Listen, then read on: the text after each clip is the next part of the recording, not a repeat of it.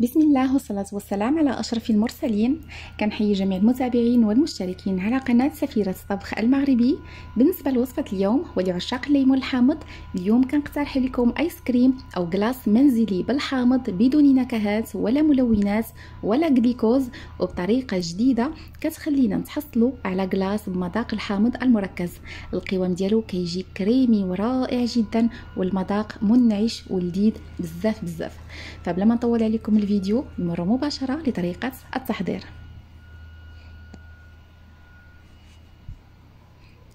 بسم الله على بركة الله. اول مرحله غنقوموا بها غادي نحضروا الليمون الحامض. هنا الا كتفضلوا المذاق ديال الكلاص يجيكم فيه الليمون الحامض مركز جدا، غادي تستعملوا 3 الحبات ديال الليمون الحامض. اما الا كنتو كتفضلوا كلاص اللي كتكون فيه المذاق ديال الحامض خفيف، غادي تكتفيو فقط غير بجوج حبات. انا بالنسبه لهذا الحامض اللي استعملته فالحجم ديالو كبير، ماشي صغير وماشي متوسط. غسلته جيدا وغادي نبشرو اولا غادي نحكو. غادي نحاولوا فقط ناخذ غير هذوك القشور اللي كيكونوا صفرين، ما نحاولوش نهائيا نستعملوا القشره البيضاء لانها كتكون مره. وبالنسبه للليمون من الافضل تستعملوا الاصفر وما تستعملوش الاخضر، لانه الاخضر كيكون المذاق ديالو مار. غادي نكمل الحبات كاملين اللي عندي وغادي نحتفظ بهذا المبشور جانبا. من بعد غادي ناخذوا هذا الليمون وغادي نزولوا ليه هذوك القشور البيضاء كلهم اللي كيكونوا فيه. نحاولوا ما نخليو حتى شي مكان اللي كتكون فيه هذه القشره، باش في الاخير كنتحصلوا على كلاص اللي كيجينا زوين.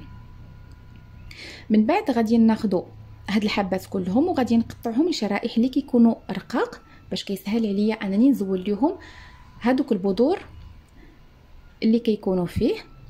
بنفس الطريقه غادي نكمل الكميه المتبقيه، ومباشره غادي نوضع هاد الشرائح ديال الليمون الحامض في نفس الاناء اللي فيه المبشور، وغنضيف لهم 200 غرام ديال السكر حبيبات اولا السكر سنيده، ما يعادل بالضبط كاس ديال العنبه وثلث الكاس. غنحاول نعطيكم القياسات بالكاس ديال العنبه باش يسهل عليكم انكم تحضروا هذه الوصفه. من بعد غادي ناخذوا هاد الاداه وكنبقى كنضغط جيدا على هاد العناصر باش هادوك الشرائح ديال الحامض كيخرجوا ليا هادوك العصاره وكيذوبوا ليا السكر حبيبات. غادي يكون من الافضل لو انكم تحضروا هاد الليمون الحامض في الليل وتخدموا به في الغد، غادي يكون من الافضل. هنا بحال كنحضروا السيرو ديال الليمون الحامض. الا ما كانش عندكم الوقت غتكتفيو فقط بواحد 45 دقيقه. بحالي انا ما كانش عندي الوقت، خليته غير 45 دقيقه حتى كيطلق ليا جيدا. ونمروا باش نحضروا المكون الثاني. في واحد الكاسرول غادي نوضعوا نصف لتر ديال الحليب ما يعادل 500 مليلتر. غادي نضيف ليه كاس ديال سكر حبيبات ما يعادل 150 غرام، وغادي نضيف كيس ديال سكر الفانيليا من فئه 7.5 غرام. من بعد غادي نوضع هذا الكاسرول فوق النار، وغادي ناخذوا من الافضل واحد الفوي او المخفق وكنخلط جيدا الحليب مع السكر حتى كيذوب ليا تماما. في الاول النار كنخليها مرتفعه حتى كنحس بانه هذا الحليب بدا كيغلي ليا اولا غادي يبدا يفيض ليا على الكاسرول. في هذا الاثناء غادي نقصوا النار كنخليها غير منخفضه. ومن الافضل تستعملوا كاسرول اللي الحجم ديالها كيكون كبير باش هذاك الحليب ما يفيدش لكم على الكاسرول. صافي هنايا كنخلي هذا الخليط حتى كيعقد غير بوحدو، يعني تقريبا كنحسبوا ليه من الوقيته اللي كيبدا يغلي ليا فيها الحليب كنحسب واحد 20 دقيقه. وهنا ما نساوش ضروري مره كنبقى كنخلط فيه باش ما كيتحرقش ليا وكيلصق ليا في القاع ديال الكاسرول. ملي كيولي القوام ديالو على هذا الشكل غادي نزولوه من النار وكنخليه حتى كيبرد تماما. مباشره من بعد غادي نطحنوا هاد الحامض مع القشور ديالو، نطحنوهم جيدا. تقدروا تستعملوا الخلاط الكهربائي حتى كنتحصل على خليط اللي كيكون بهذا الشكل. كنطحنوه جيدا. من بعد مباشره غادي نوضع هذا الخليط في واحد المصفاة وكنصفيه جيدا. انا هنا فقط بغيت غير هذاك الماء، وهذوك التكتلات غادي يبقاو ليا في المصفاة.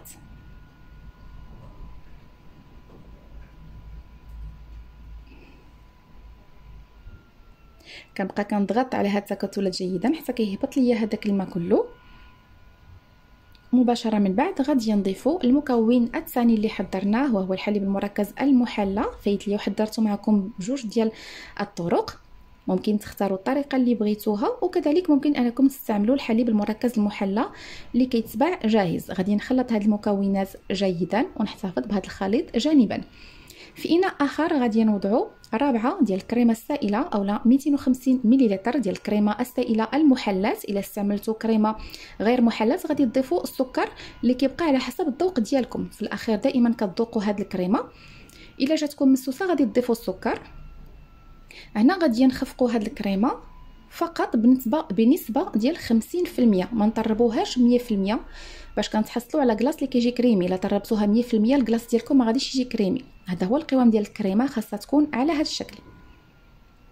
من بعد مباشره غادي ناخذوا الخليط الاول وكنبقى كنضيفوه على دفعات. في الاول غادي نضيف الثلث وكنبقى كنخلط. هنا كنخلطوا غير بشويه باش ما كنهبطوش هذيك الكريمه.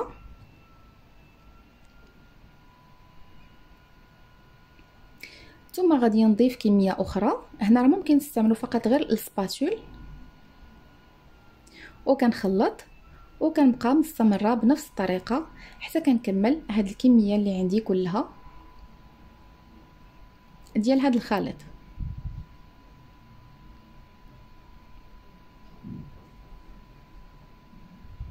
كنخلطوا جيدا هاد الكريمه، نحاولوا نخلطوها مزيان باش ما يبقاوش فيها هادوك التكتلات والحبيبات اللي كيكونوا.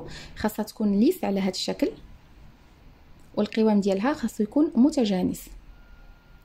مباشره من بعد غادي ناخذوا واحد الاناء وغادي نوضع فيه هاد الكريمه. انا هنا غادي نقدم هاد الكلاص في حصص فرديه، هذا علاش وضعته في واحد الاناء. الا بغيتوا تحضروه اولا تقدموه في طبق عائلي وضعوه في شي مول وضعوا فيه وخليوه في المجمد. ضروري هنا كنخبطوا شي شويه هاد الاناء باش كيخرج لنا هذاك الهواء وما يكونش الثلج في الوسط ديال الكلاص. ومباشره غادي نوضعوه في المجمد اقل شي 5 ديال الساعات، ومن الافضل نخليوه ليله كامله. انا هنا مباشره من المجمد قدمته، يعني على عكس انواع ديال الكلاص اللي متعودين عليهم ضروري الكلاص خاصنا نخرجوه ونتسناو عليه 15 دقيقه عاد كنقدموه. هذا الكلاص كيف ما لاحظتوا القوام ديالو راه كيجي كريمي ورائع جدا بفضل هذيك الكريمه اللي ضفناها زائد هذاك مركز ديال الليمون الحامض اللي القوام ديالو ملي كيتجمد راه كيكون بحال الكريمه. هانتوما غير جربوا هذاك المركز بوحدو ديال الليمون الحامض وضعوه في المجمد غتلاحظوا القوام ديالو كيجي كريمي، ماشي بحال الماء ملي كنجمدوه كيجي صلب. صافي هنا غادي نوضعو في طبق ديال التقديم وفي الاخير غادي نزينو بالمبشور ديال الليمون الحامض. وكانت هذه هي وصفه اليوم، كتجي صراحه اكثر من رائعه. هذا الكلاص كيجي لذيذ بزاف وكيجي منعش منعش منعش بزاف بزاف، كيتوالم بزاف في هذا الوقت من السنه. كنتمنى ان وصفه اليوم تنال اعجابكم. الا جربتوها خليوا لي رايكم في التعاليق. الا عندكم اي استفسارات او اقتراحات خليوها لي كذلك في التعاليق، ونتلاقاو ان شاء الله في فيديو قادم مع وصفه جديده. الى اللقاء.